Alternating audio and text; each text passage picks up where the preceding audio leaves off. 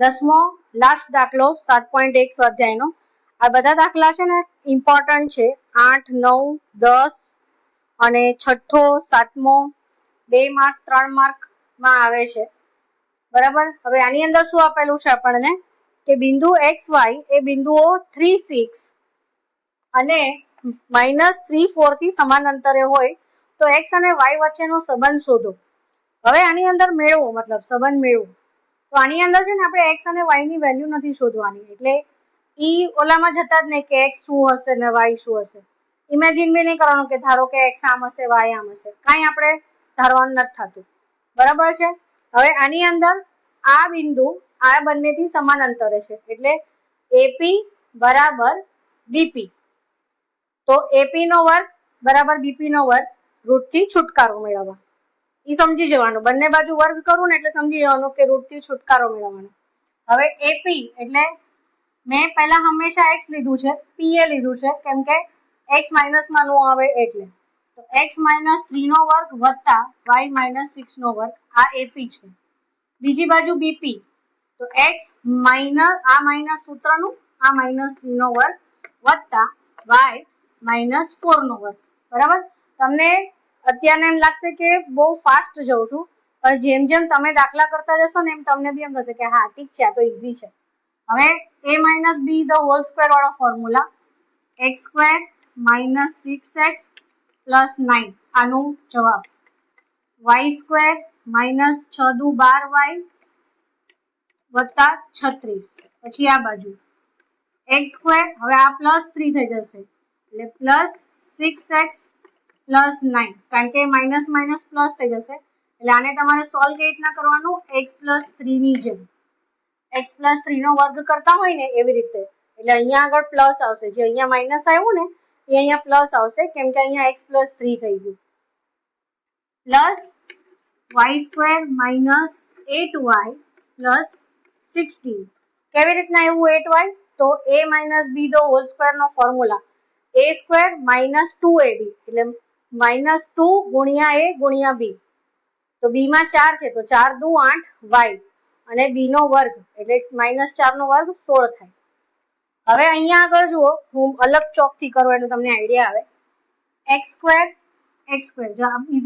ની ડાબી બાજુનો x² ની જમણી બાજુનો x² ઉડી જશે. સેમ એવી રીતના આ છે એની ડાબી બાજુનો y² ની જમણી બાજુનો y² ઉડી જશે. હવે અહીંયા તમે જોશો -6 અને +6 છે, તો -6x, આ 6x ને આ બાજુ લઈ આવશું એટલે -6x થઈ જશે, +9 + 36 અને અહીંયા 12y છે, તો 12y ને તમારે અહીંયા ને અહીંયા રાખવું હોય તોય વાંધો નહીં. તો અહીંયા પહેલા 12y લઈ લો, અહીંયા આ -12y જ રહેશે, કારણ કે હજી આ ની ડાબી બાજુનું જ છે, એટલે સાઇન ચેન્જ નહીં થાય. જમણી બાજુનો નંબર તમે ડાબી બાજુ લાવો ને તો સાઇન ચેન્જ થાય, એટલે આને આપણે આ બાજુ લાવશું, આ ની જમણી બાજુ છે, એને આપણે આ બાજુ લાવીએ છીએ એટલે આ +8y થઈ જશે. ઠીક છે, સમજાય છે. હવે આપણે અહીંયા કરીએ છીએ બરોબર. હવે તમે જુઓ કયા કયા નંબર વાપરી લીધા આપણે. હા બરાબર, જોજો ધ્યાનથી. જો આ 6x આવી ગયું, આ 6x આ બાજુ આવી ગયું, ની આ બાજુ એટલે આ -6x થઈ ગયું.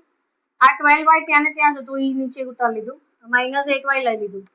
હવે કયા નંબર વપરાયા નથી, તો જો પહેલા અહીંયા 9 ની જમણી બાજુ જ છે એટલે એને એઝ ઇટ ઇઝ રહેવા દીધા મેં. હવે આ 9 ને અને આ 36 ને આપણે આ બાજુ લઈએ છીએ, આ ડાબી બાજુ છે એને જમણી બાજુ લઈ જઈએ છીએ એટલે -9 અને -36. સમજાઈ ગયું. મેં શું કર્યું, x અને y વાળા નંબર એક બાજુ કરી લીધા અને જે ખાલી નંબર હતા ચલ વગરના એને, એટલે અચલ નંબર હતા એને એક બાજુ કરી દીધા. હવે અહીંયા -12x અને અહીંયા 12 માંથી 8 જાય તો -4y, કારણ કે 12 મોટો છે એટલે માઇનસમાં જવાબ આવશે. હવે અહીંયા બી જો તમે 9 ઉડાડો હોય તો ઉડાડી શકો, બરાબર. 9 - 9 0, 36 માંથી 16 જાય તો -20, 6 માંથી 6 જાય તો 0, 3 માંથી 1 જાય તો 2, -20. હવે જો બધા નંબર માઇનસમાં છે, ધ્યાન આપજો, તો બધા નંબર પ્લસમાં કરી નાખો અને પ્લસ બધા નંબર 4 થી ઉડે છે, 4 થી ભાગી શકાય છે, એટલે -4 થી ભાગી શકો. -4 વડે ભાગતા, એટલે બંને બાજુ તમારે -4 વડે ભાગી નાખવાનું. તો આને માઇનસ તમે ઇમેજિન કરો, -4 -4 બધાના છેદમાં -4 નાખી દીધા. માઇનસ માઇનસ કટ, 4 તેરી 12, 3x minus cut plus 4 4 cut y is equal to minus cut 4 પંચા 20. આ x અને y નો સંબંધ મળી ગયો. બરાબર છે? ચેક કરતા રહેજો આન્સર. મારી ભૂલ હોય તો મને કહેતા રહેજો. એન્જોય.